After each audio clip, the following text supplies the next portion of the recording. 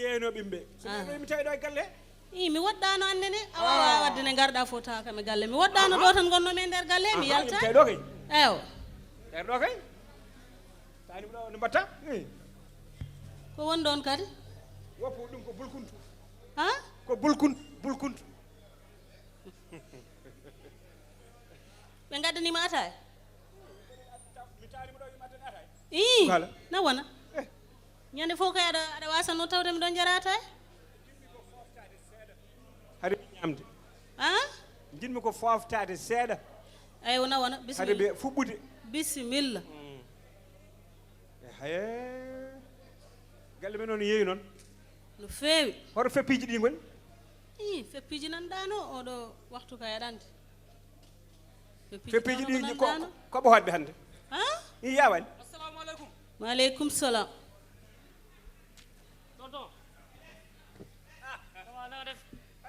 alhamdulillah ça va na def togal kay waaw fi baax na ha fi baax na ça va ko bawdum na dafa cion alhamdulillah jàmm rek yimbe mo jibino gondo be dëgg la kii suñu tonton la suñu père la dama ñëwoon rek pour laajte bon xam nga moom yàlla def ne autorité la ci réew mi ba pare mu doon suñu père bu ñuy xewlee foog nga teew wax na dëgg suñu programme biñ la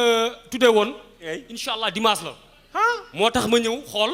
maanaam lettre bi fu mu toll xam nga dañ la bindoo lettre bu rëy ci la yoo lañu yaakaar man nag du mën a ñëw kono déet waay war seestan danaa bind sek may la cum laa ilaaha illallah xam naa ko xam nga gis nga paa bi li ma neex ci moom dafa am classe leneen rek moomu métti maanaam maa moom man mun a dégganti dafa am siyaara sama dikk waaw sama dikk Fuuta waaw am na siyaare cum soo naa dum mi ñëw foofu laa ilaaha illallah maa gëm loolu de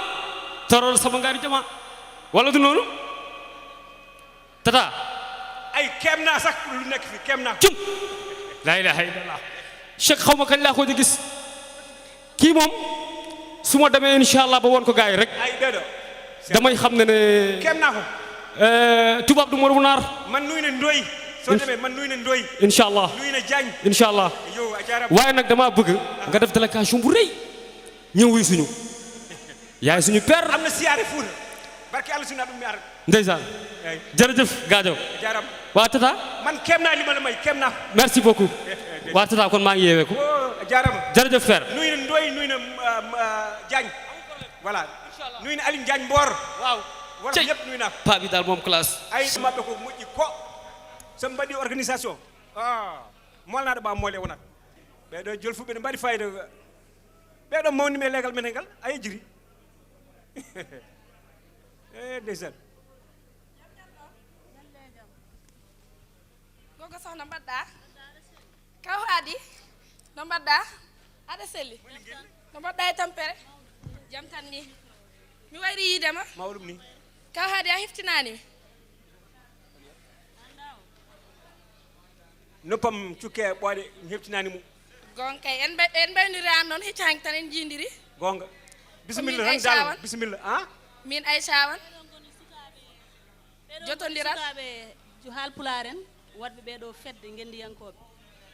gari ɗo ñande garin ɗon duye lewru addandema ɗo leetere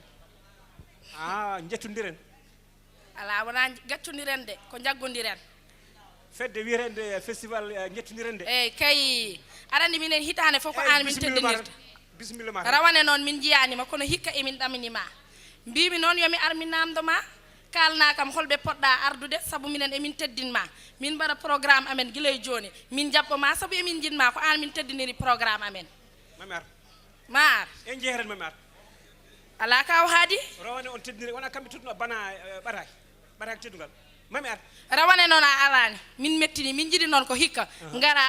ngara min jiima saabu minen min ngala ko ɓuurma ko an min jiiɗi ko an min teddiniri eyyi mami ar a jarama kaw haadi aduna welani de a jarama mami ar mi salminiɓe woro eyyi gogo sohna wadde min jeehi eyyi a jarama ay ɓeɗo sohna somi mbaɗi programme ko yaw fewata hay goto andana wayni rawane ndeɓe gaddani ɓataka nde mbi ko mami ar mawninmi ha mbi mami ar mbanmi hen doolam fof mi ara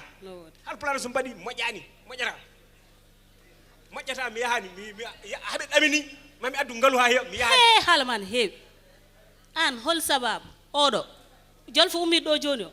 wona nokkuɗa ɗum ko sek 1 million eyyi oɗo ko hanma hokku ɗum sek maranani ko mbimi ko ɓe juɓɓani ɓe juɓɓani ɓe juɓɓani so ɓe juɓɓani an a yuɓɓani saabu koye mabɓe ummiɗa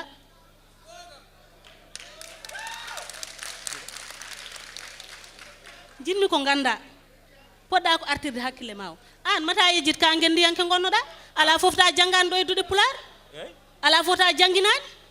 hande a woni hunde tan a natti wonde halpular wiyani mi natti wonde halpular i ko mbiɗa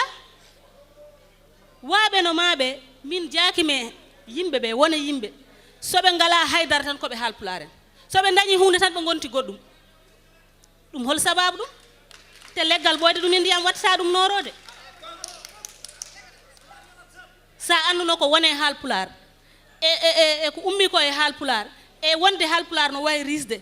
a welsinta koore radio ji ɗi kam ɓe joɓere radio ji ɗi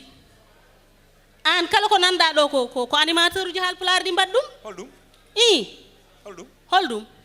ñanden nde Abou Djouba yimi en ɗo e cassette eyyi wona ko animateur biyeteɗo Oumar Doro Kume o fayi ɗum aduna fof heeɗi eyyi ha eyyi hol sababu an gara ha joni aɗa waylo Amadou Malick Gaye sa yi hande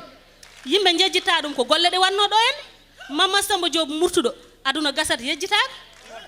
Elas Tidiane an hay goto yejjitta ɗum ɓe mbaɗi ɗum ko golle mabɓe an pourquoi hande gona hunde tan nda wona nde haydara ñande foof ko pular pofirta ka janguinowo ka jangowo ka bittowo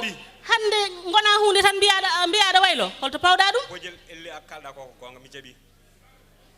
ay nde gonmi buso mbura mboɗo yilo jama eyyi nde babam mayi ko Abou Diop waɗi men tagge sinno ko o anda jomum o ɓanginta ha ande tigiri ko babam nan ɗon Yela Diop buuɗi Kumbu Ceedel Samba Hamad Gadio ɓe fof piili leppi mbaɗi men ko Oumar Doro fayi ɗum e radio gandaɓe joni noon an ko waɗi noon ɓeɗo gara ɗo ko fedde halpular en mbinduma ɓatake mbiya artirta jolfo ɓe mbinduma gartira holko jolfo ɓurma min nimsi ha min nimsi holɗo wi programme o aset programme o ko aset eyyi ko aset mbiɗa heblo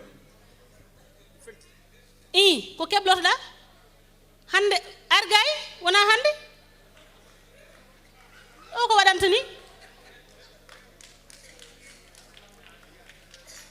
Demba e Demba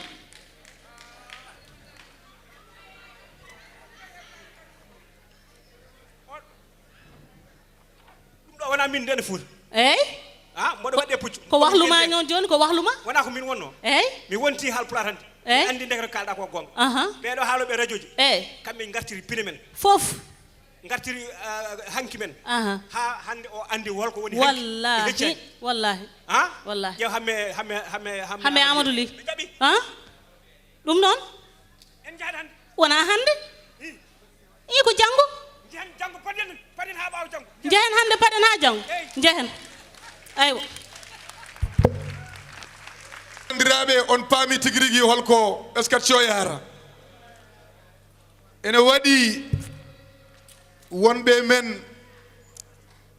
ko mawɓe mbiyata ko ɓuɓiri gayey ene mbawi waɗande mo kala taw wona leñol mum